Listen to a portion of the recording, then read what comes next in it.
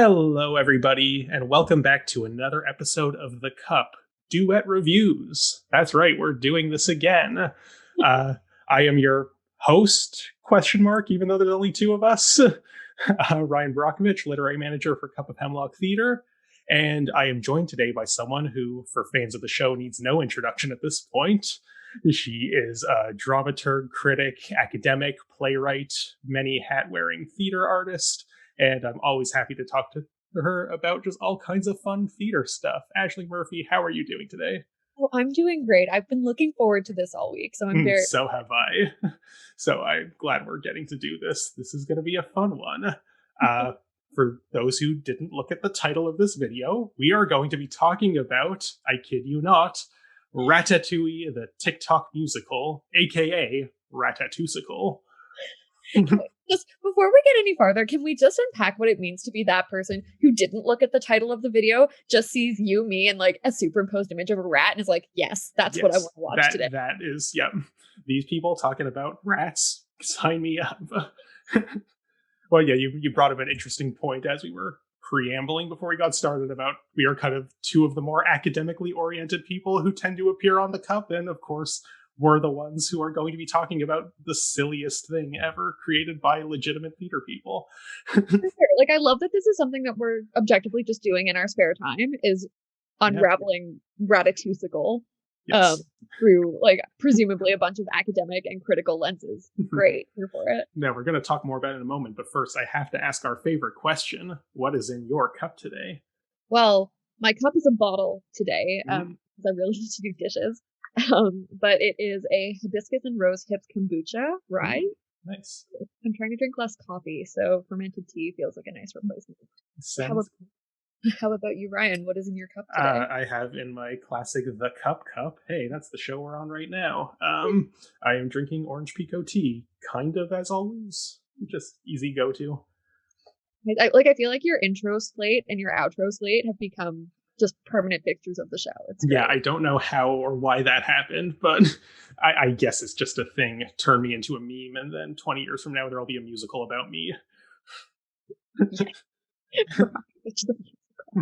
And speaking of memes and musicals and TikTok, you actually, I believe, auditioned, if that's the right word, or applied or used TikTok to express your interest in serving as a dramaturg for this production.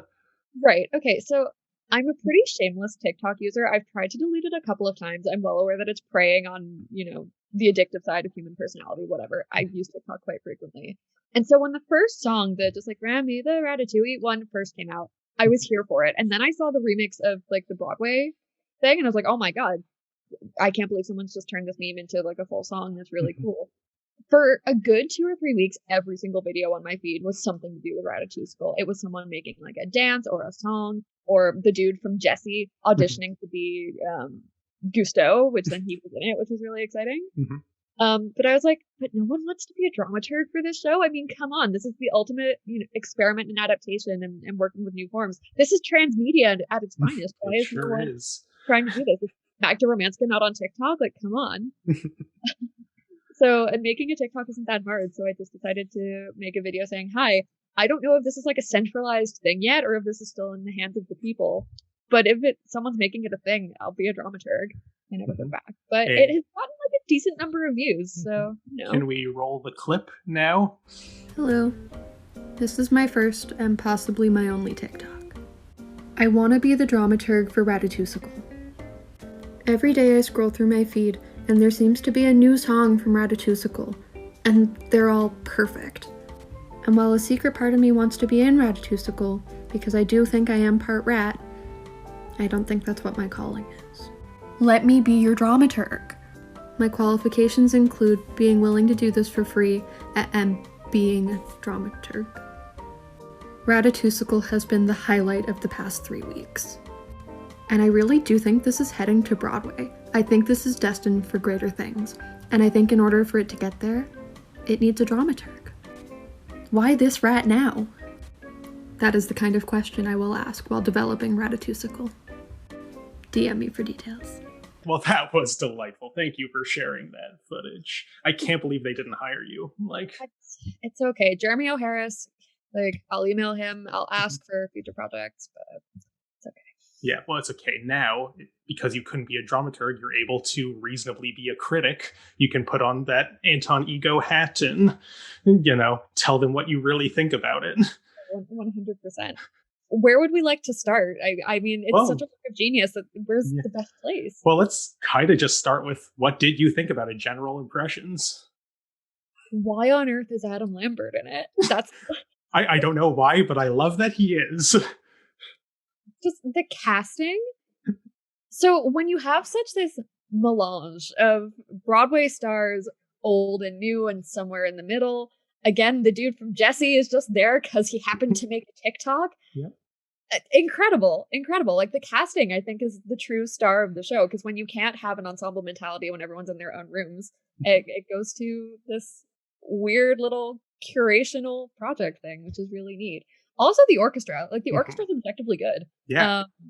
It didn't feel as memey as it could have, and I also really appreciated that it was an orchestra of women of color. That's, of course, yeah, really cool. Response to the times, all of those good things. Yeah, why is Adam Lambert in it is really such a takeaway from it for me. Adam Lambert, if you're watching, we are so glad you were in it.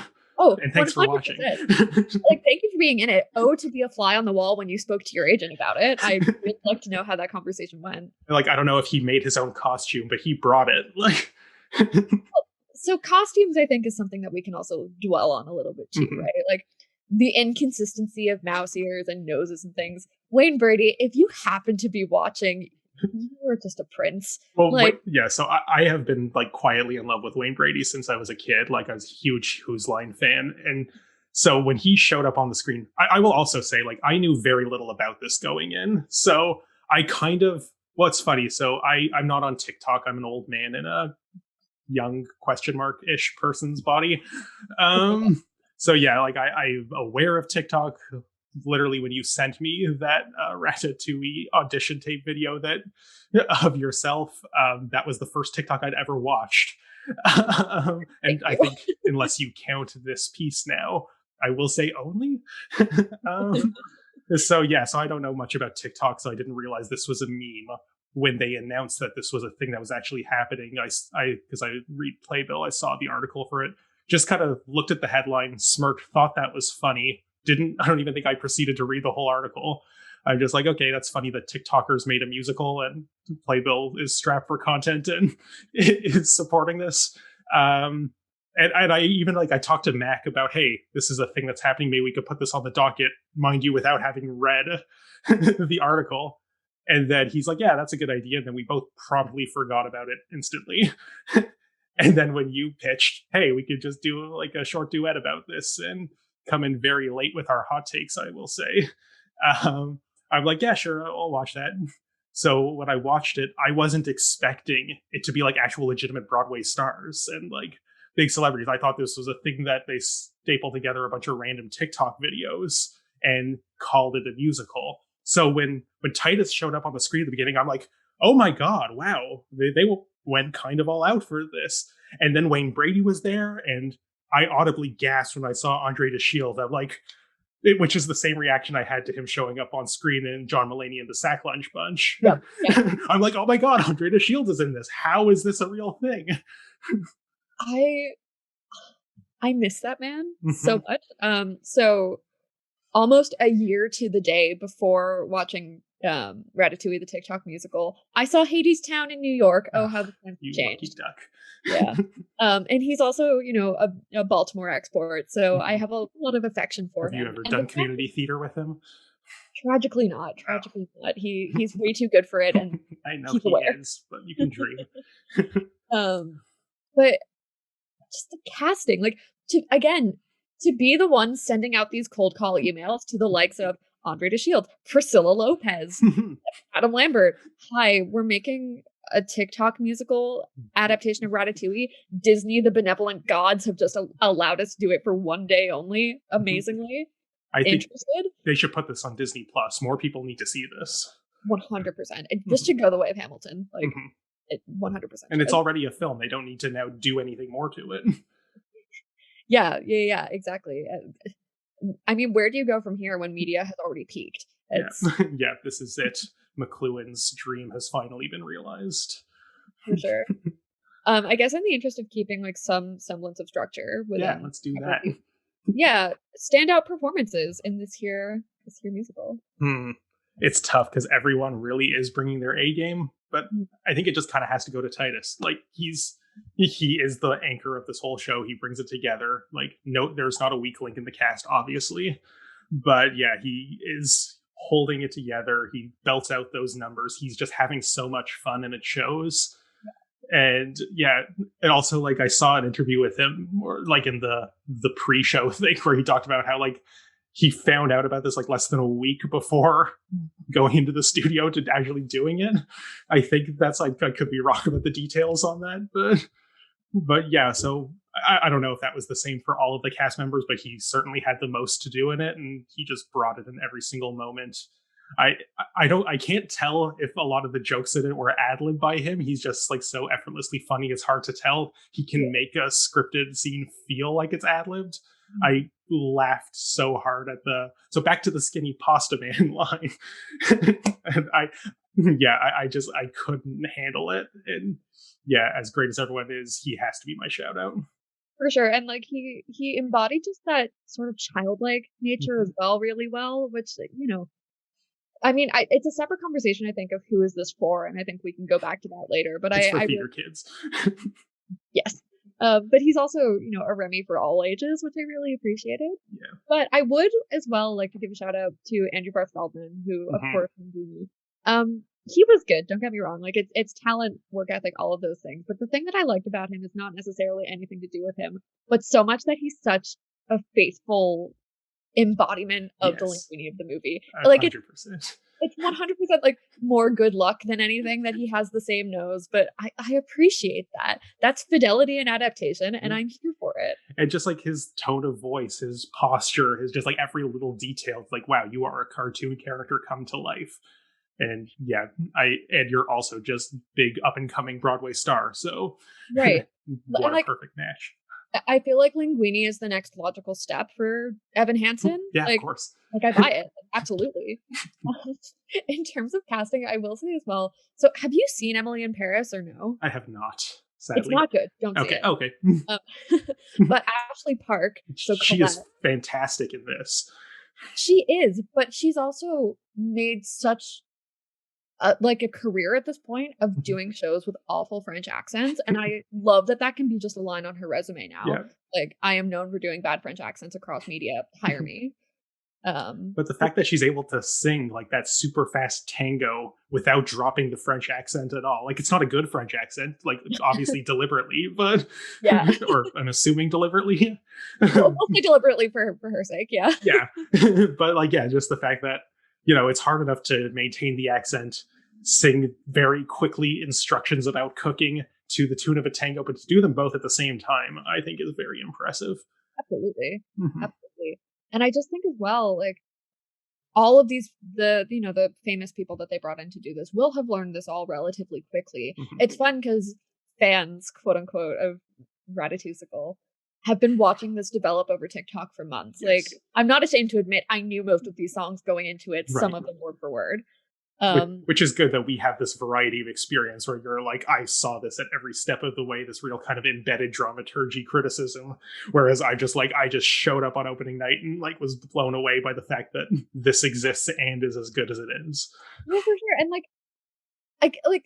I like that idea that it's a Ratatouille for theater kids. And I accept that reading of it as valid 100%. But I mean, also, it's going to resonate across so many different audiences. Like, if you've seen the original movie, you'll get a kick out of it. If you like any of the random celebrities they've just thrown into it, cool. Theater kids, of course. TikTok people, like, because the original song, which was just like a shitty little meme song over just random videos for so long, if you saw TikToks with that, you get a kick out of the fact that it's the only motif that goes throughout the show, because the show needed a dramaturg and more than one motif. Yeah. But not better. It's a shame they didn't hire one. It's not like there wasn't an offer on the table. I said I would do it for free. Like, hello, Jeremy O. Harris. I get that you wanted to, donate everything to the Actors Fund, whatever. I'm here for it. I would have done it for free, but Imagine having that on your resume. They all would have had like ears or the rat makeup or something, because Titus, no, I love him. He's great. But also, man, where are your ears? I liked his shirt. His shirt was kind of... So one thing just overall, I think this might be a recurring theme throughout this discussion, but is just, I love the handmade makeshift feel of the whole thing. Like, they very obviously did slap it together in a short amount of time, but I like that they don't try to hide that. Because Wayne Brady's ears really looked like, I don't know if he did make it himself, but it looks like he made it himself. I really appreciated it though, because as someone who did a digital theater thing at the beginning of quarantine, when I did the live stream of my own play, to do the blue light thing in that, it wound up being a piece of blue acetate taped to a cereal box. I really liked seeing that same sort of, wherewithal in Ratatouille, which was cool. I also, the fact that they superimposed the like ensemble footage of just TikToks upon TikToks upon TikToks of people who had made stuff, I thought was a really cool way to include them without necessarily having to give everyone like a speaking role, whatever. Yeah. Part of me is kind of ashamed that none of the like everyday TikTokers got like a significant role in it. Like, I love that we have the star-studded Broadway cast, but I felt like because this is such a, democracy incarnate of what Web 2.0 is able to give us, like, I do think they maybe should have brought in like a few speaking roles from the everyday TikTokers. That's maybe one tiny critique, but I do like that they got to dance. 100%, and I do think it's a valid critique, because if you're talking about the democratically devised musical, then yes, that power should remain in the hands of the masses rather than going straight to Jonathan Shields, and I do agree with you with that. Speaking of just TikTokers dancing, before we leave that topic, that effect of like the one person dancing and there's three of them, is that just like a thing you can do on TikTok, or do you have to have like editing know-how for that? That's a thing you can do on TikTok. Like, some of the filters are weirdly capable of doing. Yeah, because that was just an impressive visual effect. I'm like, wow, it's the same person dancing 3 times. And yeah, like, maybe this is silly of me to be impressed by that, because anyone who's spent a day on TikTok thinks this is old hat, but I like how this musical kind of was my introduction to the potentiality of TikTok. I really like that though, because in truth, like, without, a shred of sarcasm, this is the best that TikTok can be. This is what it's capable of. And, not to get like gooey on Maine, but it's really cool that it's capable of bringing people together in this really impactful and artistic way.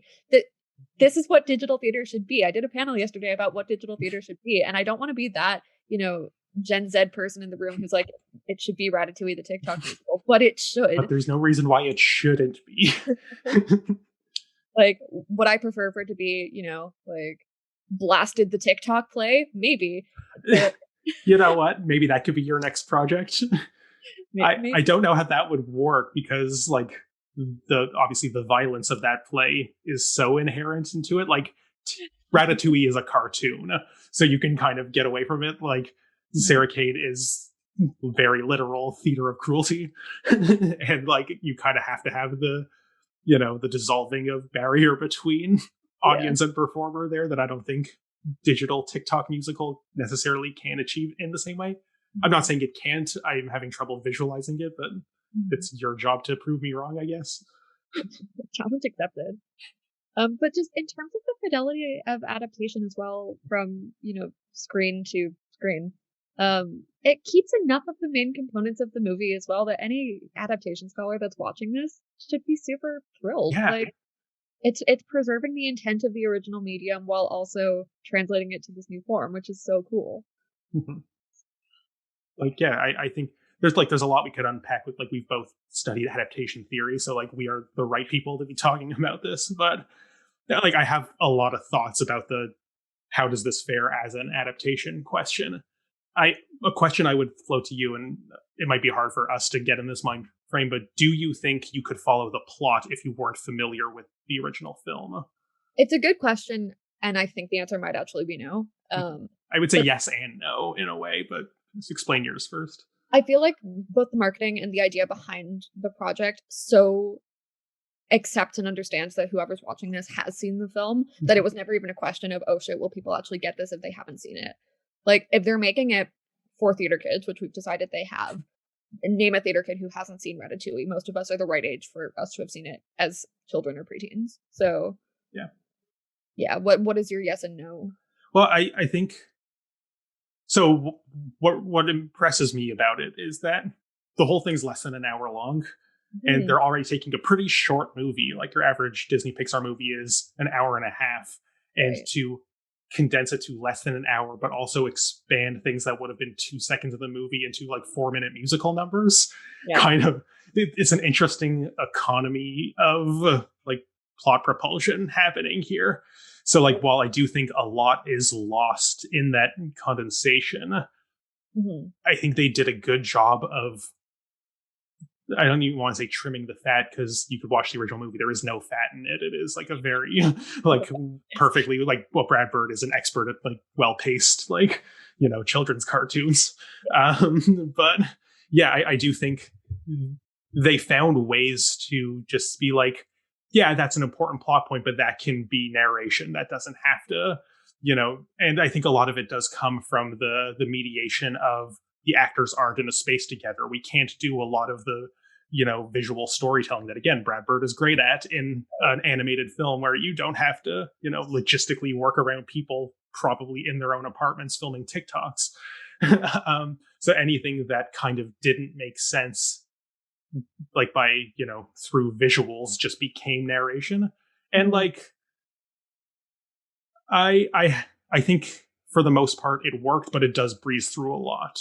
And that's a big part of why I think I would be very curious to know the opinion of someone who has never seen Ratatouille if they could follow this. I think because there's complex things like the pulling the hair to do the marionetting. Like, I don't think that's a straightforward concept that can be just breezed over if you haven't seen the original, which spends like a good 5-minute montage working out the logistics of how that works.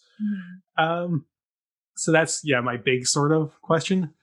In terms of like adaptation stuff, again, this kind of comes down to visuals versus like, you know, singing. It's a question of transcoding in a way, but I understand. Yeah, sorry, go ahead. No, go ahead. So I understand how they kind of decided which moments deserve musical numbers, but I don't agree with all of them. And the big one for me is, as much as I love Andre de Shield's singing voice, I don't think his song, the Ratatouille, because that works so perfectly in the movie as the silent, purely visual flashback moment of like, what they should have done is they should have set the review to music, which they didn't do. They had him just say it with like a little bit of an underscore. But turning the song to him being judgy about Ratatouille, it's a peasant dish. What I love about the movie is Ego doesn't say that. He silently clicks his pen, writes something down, tastes it, and then eyes flashback. We see him with his mom. And it's just like so perfect. You don't need a single word to communicate that. And the way they adapted it here with him being like, Ratatouille, it's a peasantish, terrible Andre de Shield's impression, but it's Colette in the movie who describes it as a peasant dish, and it's Skinner who judges them for choosing that as the perspective dish. But by making that the Ego song, it kind of undercut why that moment is so powerful in the original. Yeah, no, I'm inclined to agree. The fact that it's Andre de Shields, I'm less mad about it. Oh, of course, and I will listen to him. I would listen to him read the phone book or sing the phone book if he could. 100%. Just while we're hanging out in adaptation theory, I mean, I so hope that I'm a TA someday that's talking about adaptation theory, because I want to use this as my example for concretization. Like, this is such a beautiful example of so many voices forming those palimpsests, forming those layers on top of the original source material. Which is great. Like, I will send this to professors and be like, hello, if you are teaching adaptation theory again, this is what you should use. This is a case study. This could be a whole week on the syllabus. Absolutely. And just, I like, it's so cheesy, but it's so cool to see how cheesy, haha, pun intended. That's grad student talk right there. That sure is. Hey, to my credit, they made that joke in the musical itself. That's true. I will say, this morning in preparation for this, I watched the credits for the first time. I hadn't actually gone back and watched them before.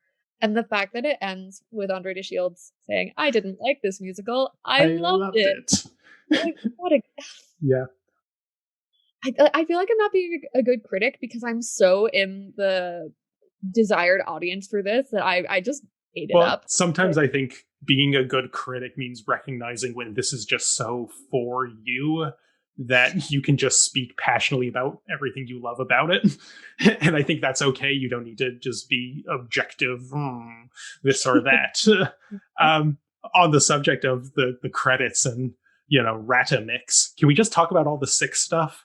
Because I freaking love Six. Yes. And so Lucy Moss, when I saw her name in the credits, I was like, oh my God. Like, but yeah, okay, well, one of my favorite moments was the listen up, let me tell you a story, and then just immediately undercutting it with like, no.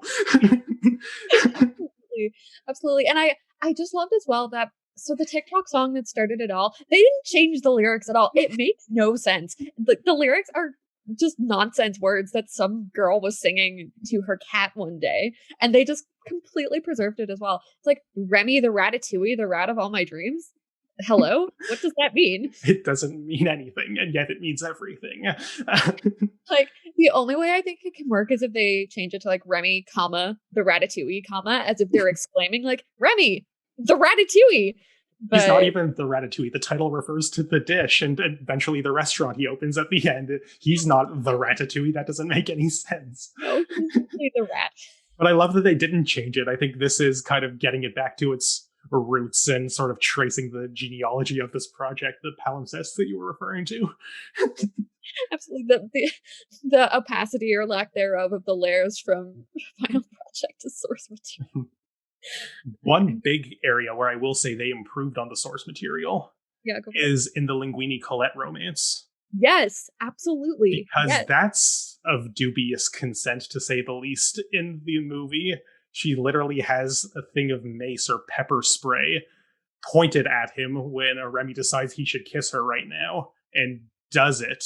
Also, Linguini can't consent to that because the rat's controlling his hair. Colette strangely winds up consenting to it because male screenwriters, but yeah, like it's a very uncomfortable scene in the kids movie that, but the way they handled it here, one, it was Colette's decision, you know what, I think I'm starting to like you.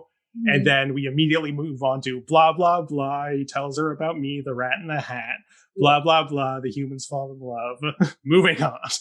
And like, what just like a perfect way to take the problematic thing in the source material and not critique it, but just through omission saying, we don't need that. We can just make a healthier and funnier version of this. Absolutely. And it's interesting as well, bringing up consent for this, because obviously that is of dubious consent with him kissing her in the movie, whatever.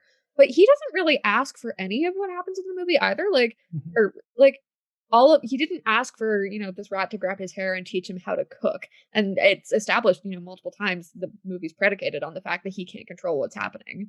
So it's interesting because you don't want to use a rat as the scapegoat for male toxic masculinity. And but it's also still a male-coded rat, so like it's still playing into that regardless of. But yeah, it also kind of just, if we're talking about toxic masculinity, the fact that, obviously Colette's not consenting to this act, but neither is Linguini. And it's just really weird how it plays out in a way that's supposed to be romantic, I think. Right. And while we're on the subject of where the movie is problematic and where they made it better in the film as well, which I think is cool. For the dad rat in the movie, Pixar is not immune to Jew coding some of their antagonists and people who are not the protagonists, which in the character design of the dad in the movie, they do pretty badly. And I appreciated that was not maintained in Ratatouille because it's not necessary in any sense. Then again, Wayne Brady did have the most prominent nose makeup of any of the rats, but it wasn't specifically. No, it wasn't specific like Klezmer Rat. It was just normal rat.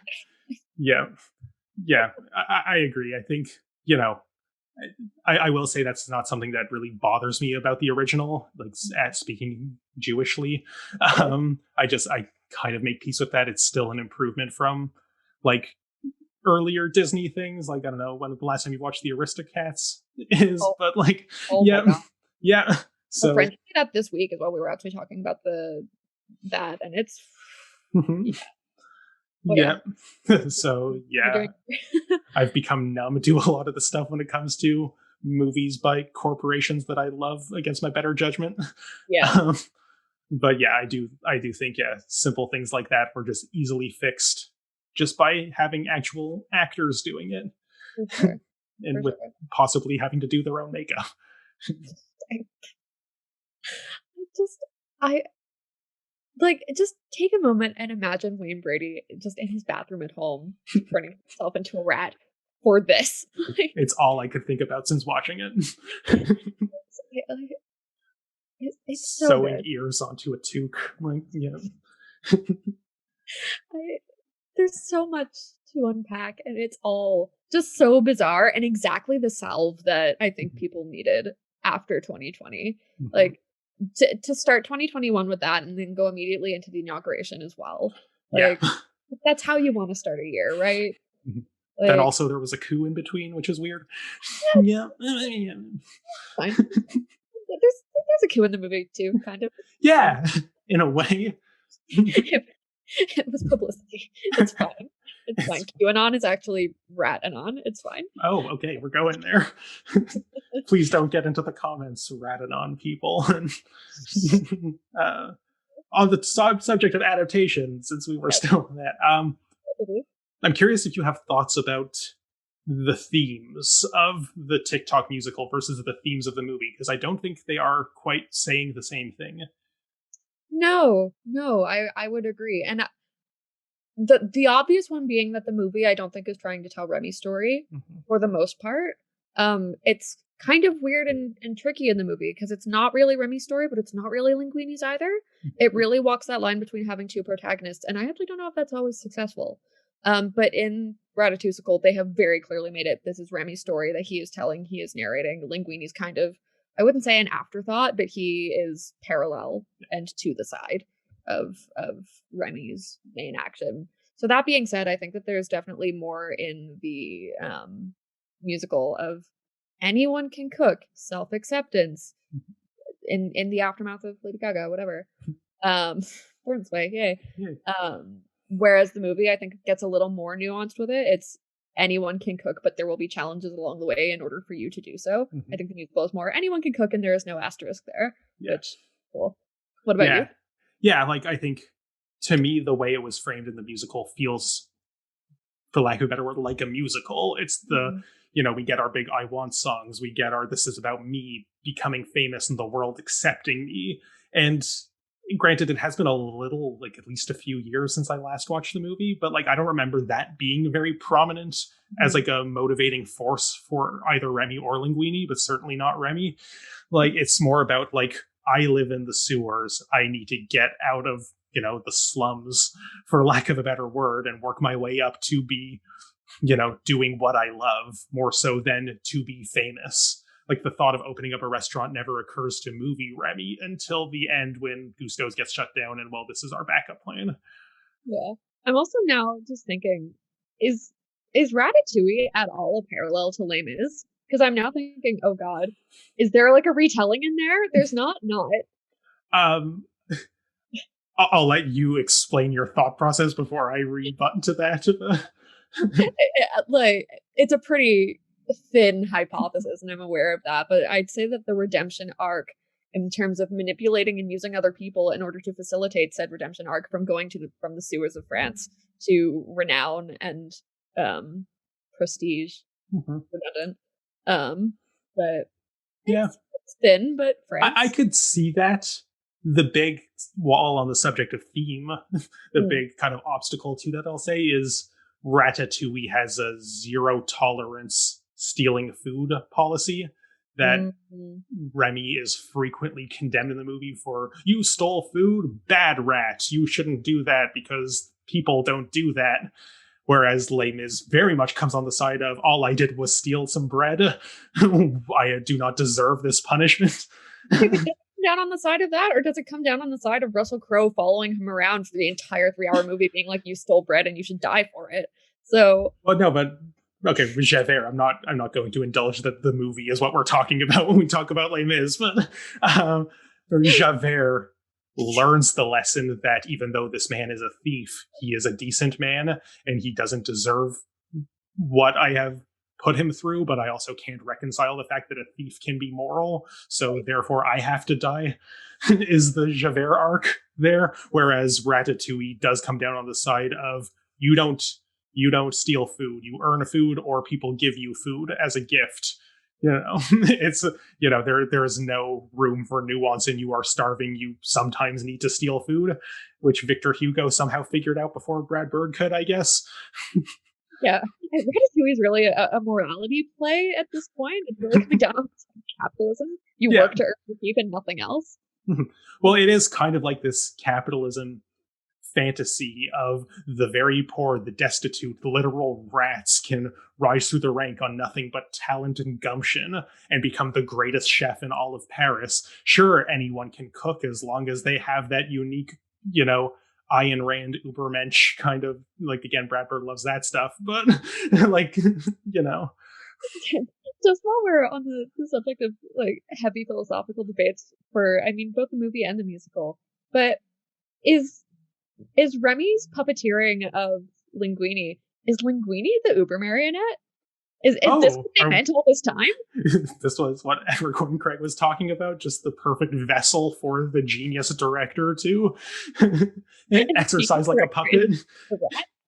I could see that. I would have, now that you're mentioning this, it would have been nice if the theater version of this story played with that more than the film version. Especially like when you think about the film version they're quite literally animated dolls. They are marionettes for the manipulation of the animators. Whereas we have, by putting them in the bodies of actors, as they've done so well in this live action quasi-theater mediated version, would have been interesting to see more playful ideas of puppeteering and, Edward Gordon Craig, symbolism.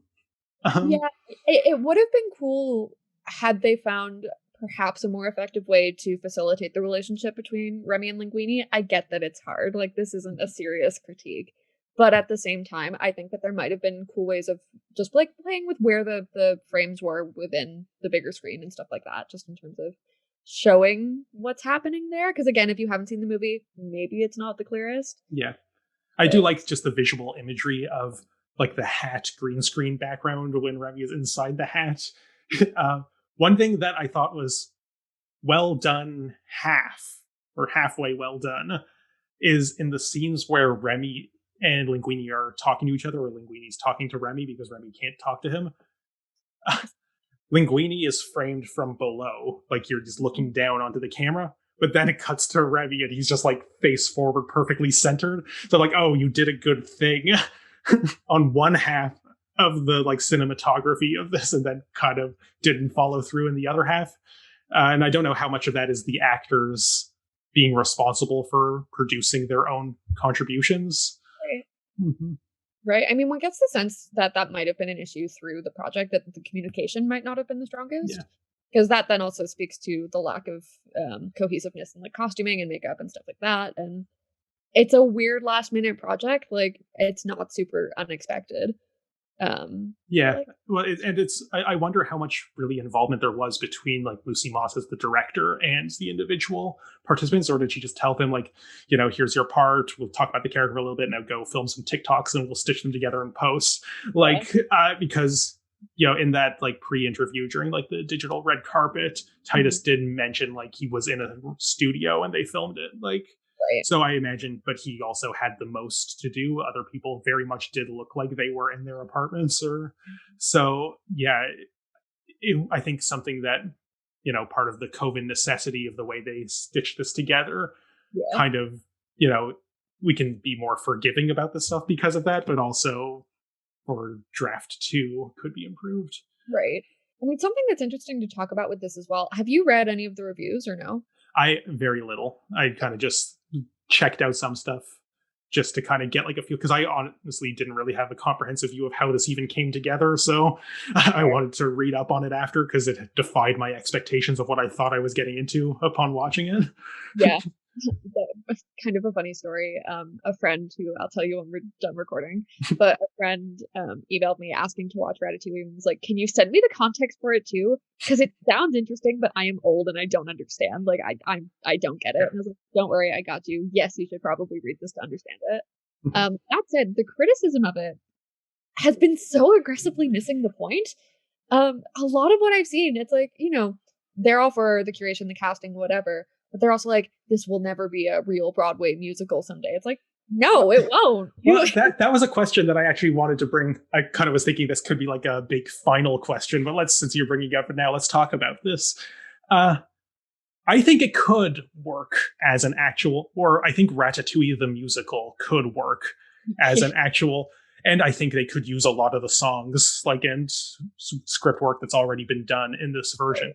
So I could see this being adapted to an actual big budget Broadway, but that's not the point of what we're watching right here now. This was not a workshop for the real thing. This was its own thing. No, that's a great way of putting it. This isn't the workshop for the real thing. This is it. It's not going anywhere after that. Again, the producers know that, and they're not trying to go to Bradford and say, "Hi, can we do more?" I don't even want to go that far because I think they could do more, but I don't think that undercuts what they achieved with this being a work of art in its own right. So much of adaptation theory is all about having the adapted product stand on its own in its own terms and not being contingent on fidelity to its source. So I am happy that this could stand as a finished product regardless of what happens. Honestly, I think they should do a real Ratatouille musical, big budget, after COVID's over, because that's going to sell out instantly, especially after this big publicity move that they did with this. Yeah. But 100%. And I, in terms of casting, keep Kevin Chamberlain, keep Titus, keep Andre Shields if he's not busy with Hadestown. For the most part. Well, I kind of don't. I feel like they shouldn't keep Andre just because this would be a waste of his talent to just kind of come in as Ego. It was fine for this one-off little TikTok version, but I don't want him spending a year of his life just to show up, sing one Ego song when he could be doing the next Hadestown or whatever. That's true. It's incredible. And I wonder as well who sold it to Disney in terms of them allowing it for one night. Hey, we know that you and intellectual property law don't really gel super well. We know that you really love stepping on small artists the moment you get the chance. That being said, a bunch of kids want to do a thing. Is that fine? And Disney was like, sure. It's interesting, whatever, publicity calculus they are doing, to think that has made it worth their while somehow. And all the money going to the Actors Fund as well. I could totally understand a calculated move by Disney that, this is pretty popular on TikTok right now. Let's get that market and cultivate that. And if they were to eventually put it on Disney Plus as they think I should, whereas I think they should, because this is too good to just be gone. I know we can say that about every piece of theater ever made, but but they filmed Hamilton and put it on Disney Plus. This already exists as a film. It seems like a no-brainer to me.